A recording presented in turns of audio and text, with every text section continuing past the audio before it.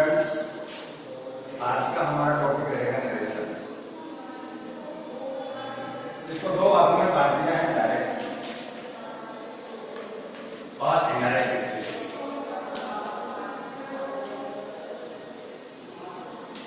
Indirect speech,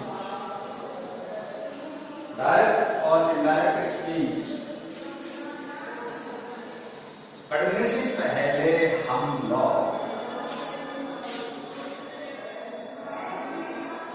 जो helping verbs होती है उनकी पास्ट फॉर्म भी होती है, उनका रियल करेंगे। अब ये डायरेक्ट स्पीच क्या है, इनडायरेक्ट स्पीच क्या है, वो मैं आपको बता देता हूं। स्पीकर के द्वारा कही हुई बात को अगर आप वैसे की वैसे दोहराते हैं तो वो डायरेक्ट स्पीच कहलाता है। इनडायरेक्ट स्पीच का मतलब होता है स्पीकर के द्वारा कही हुई बात में हम कुछ परिवर्तन कर रहे हैं और परिवर्तन करके उसको दोहराते हैं, वो इनडायरेक्ट स्पीच होता है। और वो परिवर्तन होता है, वो टेंस से संबंधित परिवर्तन होता है। टेंस से संबंधित परिवर्तन कैसे होता है? जो नरेशन हम शब्द काम में लेते हैं, डायरेक्ट इनडायरेक्ट शब्द काम में लेते हैं, उसके अंदर हमेशा खास करके वर्ब की सेकंड फॉर्म दी हुई होती है और अंडर इन्वर्टेड कोमा के अंदर वाक्य दिया हुआ होता है, उस वाक्य को हमें बदलना पड़ता है, तब इनडायरेक्ट कंडीशन में आता है। इनडायरेक्ट कंडीशन में लाने के लिए हमें कई प्रकार के परिवर्तन करने होते हैं। सबसे पहले हम टेंस प्रीफिक्स डालते हैं। जैसे कि मैंने आपको बताया, ये कुक एक मैन वर्ब है, यह कुक यह इसी का रूप है, लेकिन यह वर्ब की फर्स्ट फॉर्म है, यह वर्ब की सेकंड फॉर्म है। इस वर्ब को कह देंगे प्रेजेंट टेंस, इसको कह देंगे पास्ट टेंस। वैसे ही डूडल्स अपने आप में एक हेल्पिंग वर्ब है जो प्रेजेंट टेंस की है। कौन से टेंस की है? प्रेजेंट टेंस की है। तो डूडल्स की पास्ट फॉर्म होती है डिड। इसलिए डिड किसमें आ गया? इसमें आ गया, इसमें आ गया पास्ट में। ये कुक्ड बन के पास्ट में कैसे आ गया? वैसे ही डूडल्स डिड बन के पास्ट में आ गया। इससे हम ये कह सकते हैं कि डूडल्स की पास्ट फॉर्म होती है। और हमें डायरेक्ट से इनडायरेक्ट में जब वाक्य को बदलना पड़ता है तो हमें वर्ब पास्ट में दी हुई होती है, तो अंदर का जो वाक्य है वो कौन से टेंस में है उसको निर्धारित करने के बाद उस टेंस को हम पास्ट में लाएंगे और हमारा वाक्य सही हो जाता है। वाक्य को पास्ट में लाने के लिए हमें टेंस की जो हेल्पिंग वर्ब्स हैं उनको हम पास्ट कंडीशन में लाते हैं। तो देखिए, सबसे पहले हम यही चीज पढ़ते हैं।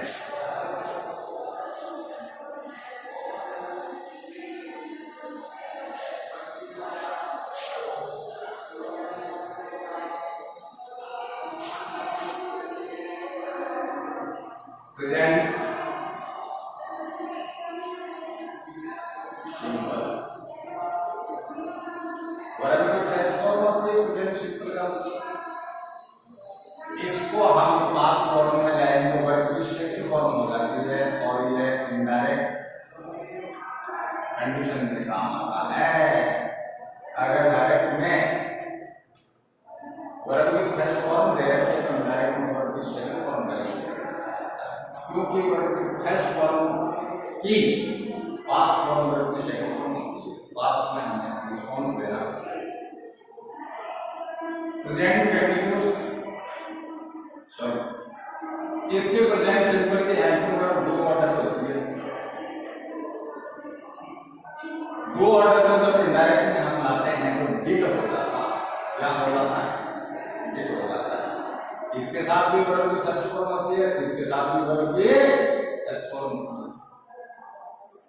फिर आता है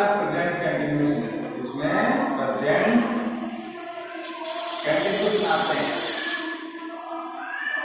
तो प्रेजेंट कंटिन्यूस में helping verb is am are होती है दोस्तों, इसके साथ में वर्ब की आईएनजी फॉर्म लगती है। तो इज एम आर की पास्ट फॉर्म वाज होती है, इसलिए पास्ट कंटिन्यूस बन जाएगा। वाज और वर होता है, इसके साथ में वर्ब की आईएनजी फॉर्म होता है। जब डायरेक्ट के बारे में इज एम आर का यूज हुआ और वर्ब पास्ट में है, तो हम अंदर की बातों को पास्ट में लाएंगे तो इज एम आर की जगह वाज का काम करेगा। उसी प्रकार से प्रेजेंट आता है। प्रेजेंट परफेक्ट का मतलब होता है और प्लस वर्ब की थर्ड फॉर्म। तो हैड और हैव के पास फॉर्म होती है हैड, इसके साथ वर्ब की थर्ड फॉर्म काम आएगी। इसलिए डायरेक्ट के वाक्य में हैव और हैव का यूज हुआ है, तो इनडायरेक्ट में जब चेंज करेंगे तो हैव का यूज कर देंगे, इसका यूज कर देंगे हैव का यूज। आगे देखिए,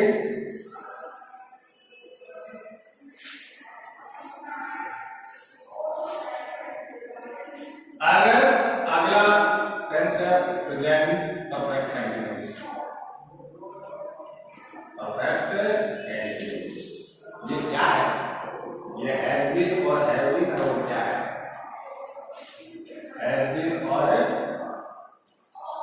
हैव बीन, जिसके साथ मतलब जाएगी फॉर्म।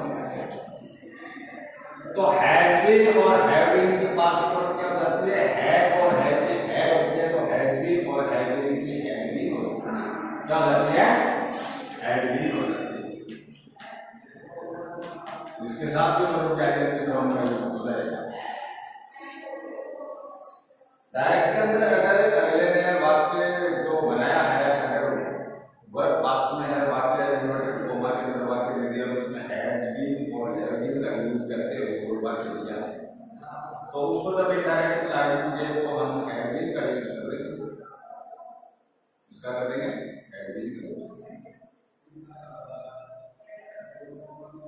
आगे का समझो,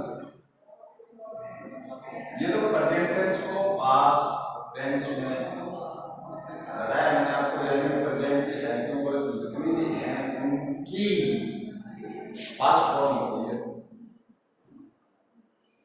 अब कई बार वर्ब पास्ट में रखिए तो इन्वर्टेड कोमा के अंदर जो वाक्य है वो एग्जाम्पल पास्ट में दे सकता है, तो दूसरा है बिल्कुल दे सकता है, उसको समझेंगे हम लोग। तो पहला टेंस है पास्ट सिंपल, पास्ट सिंपल। इसके शर्त है या तो वर्ब की सेकंड फॉर्म होगी या डिड का यूज होगा। फिर नंबर 2 में आता है पास्ट कंटिन्यूस, इसका मतलब है was verb plus verb ING form. Number 3 में आते हैं पास्ट परफेक्ट, इसका मतलब है हैव प्लस वर्ब की थर्ड फॉर्म। और फिर जो आता है past perfect continuous, past perfect continuous, ये होता है प्लस वर्ब की आईएनजी फॉर्म। अब मान लो कि हमारे सामने डायरेक्ट वाक्य उसमें वर्ब पास्ट में है, इन्वर्टेड कोमा के अंदर भी वाक्य पास्ट में दे रखा है और यहाँ पर वर्ब की सेकंड फॉर्म में रखी है, या कहीं भी डिड का यूज कर दिया, तो हमें रिस्पॉन्स या उत्तर तो पास्ट में ही देना है गणित बंद करके। लेकिन पास्ट का वाक्य पहले से ही अगले ने हमें दे दिया, तो हम क्या करें? तो हम पास्ट का पास्ट में परिवर्तन कर देंगे, बदल देंगे, पास्ट को पास्ट में कर लेंगे। कैसे? एक नंबर का टेंस है वो तो चला जाएगा 3 के पास, और 2 नंबर का टेंस है वो चला जाएगा 4 के पास। इसका मतलब जब डायरेक्ट में वर्ब की अगर सेकंड फॉर्म दे रखी है तो इनडायरेक्ट में बच्चों वर्ब की सेकंड फॉर्म की जगह हैड प्लस वर्ब की थर्ड फॉर्म काम में ले लेंगे। अगर वर्ब की सेकंड फॉर्म दे रखी है तो एक नंबर का टेंस रूटीन में चला जाएगा हैड प्लस थर्ड फॉर्म आ जाएगी। अगर वाक्य में डिड दे रखा है तो डिड के साथ फर्स्ट फॉर्म होती है तो भी हम हैड प्लस वर्ब की थर्ड फॉर्म में आ जाएंगे।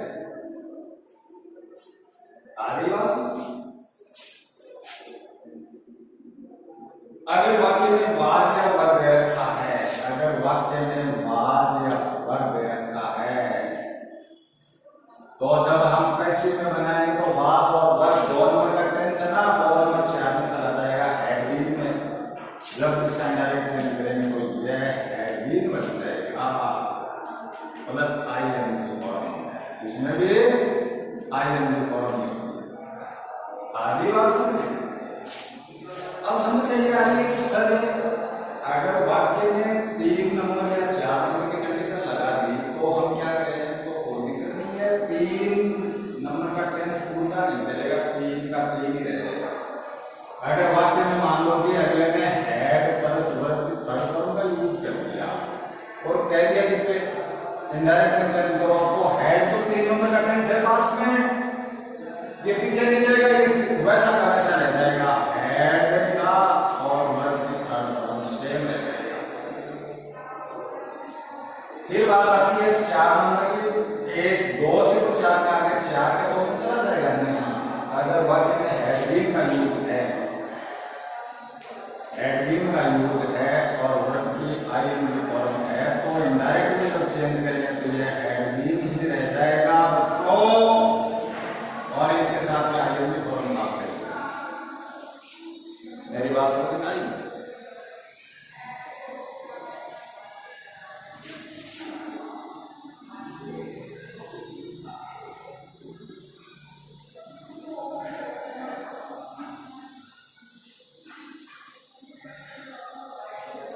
ये है हेल्पिंग वर्ब के इंटरचेंजेस, और प्रत्येक हेल्पिंग वर्ब की पास्ट फॉर्म होती है तो हमें हमेशा इनडायरेक्ट वाक्य जब बनाते हैं तो पास्ट में जवाब देना पड़ता है।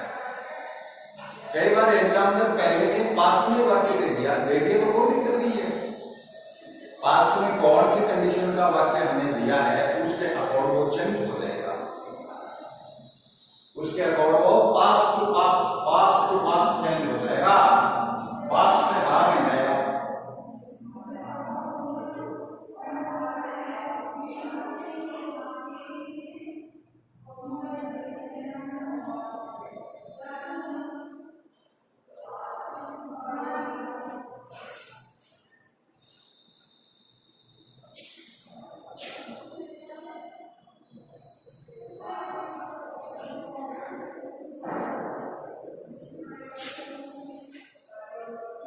फिर और भी कई प्रकार के हेल्पिंग वर्ब्स, उनका भी हम अध्ययन करेंगे।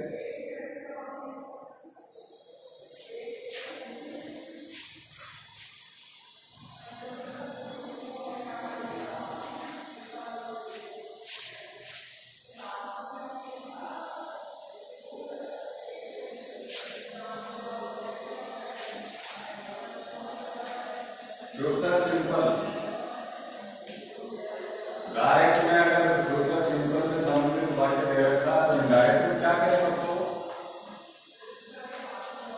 फ्यूचर सिंपल क्या होता है, विल और सेल, और वर्टिकल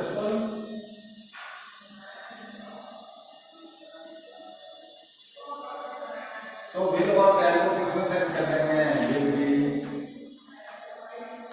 और सेल भी चेंज कर देते हैं।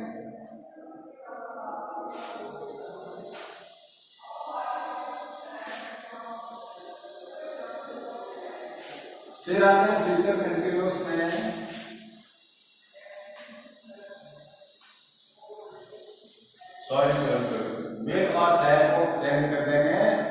वुड और शुड में चेंज कर देंगे। फिर आता है फ्यूचर कंटिन्यूअस में। तो फ्यूचर कंटिन्यूअस क्या होता है बच्चों? विल बी और शैल बी होता है। अगर वाकई में विल बी और शैल बी दे रखा है और उसको डायरेक्ट चेंज करने के लिए हमें कहा है तो हम इनडायरेक्ट चेंज करेंगे। तो विल बी और शैल बी को पास्ट में लाएंगे, जैसे विल और शैल को पास्ट में लाए हैं क्योंकि अनुत्पन्न करके हमें जवाब पास्ट में देना है। तो ये बन जाएगा वुड बी और शुड बी।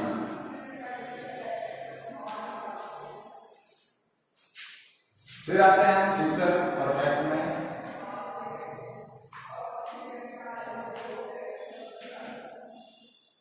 क्या है फ्यूचर परफेक्ट? विल है और शैल है।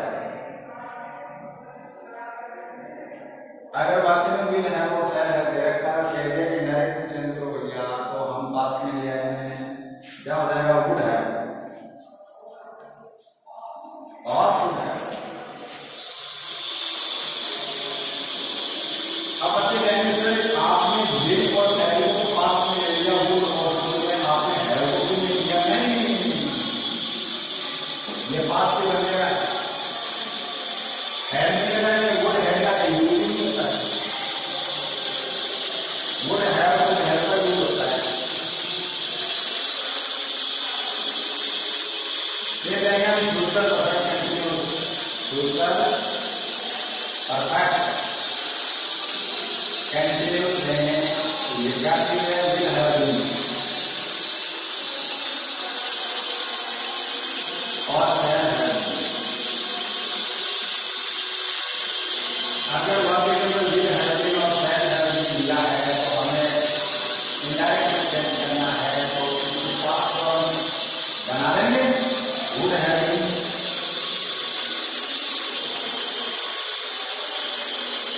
और शुड हैव बीन।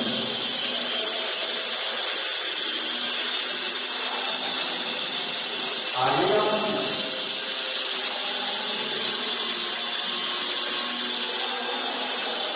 ठीक है। इस प्रकार से संबंधित पास में लाकर आपको करेंगे। याद आ जाएगा।